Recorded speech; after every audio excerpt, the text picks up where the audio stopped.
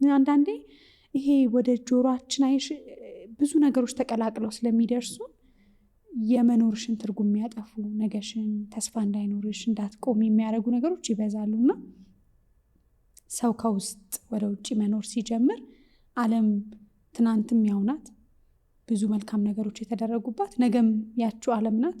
እኛ ግን መነጽራችን ነው መጥረግ ያለብን። ለአንዳንዱ እንደምታውቂው -5 አለው እንዲጎላ አነስ ሲደረግ፣ ለአንዳንዱ ደግሞ ሾርት ሳይት ሎንግ ሳይት ብዙ አለውና የኔ የትኛው ነው መነጽሬ?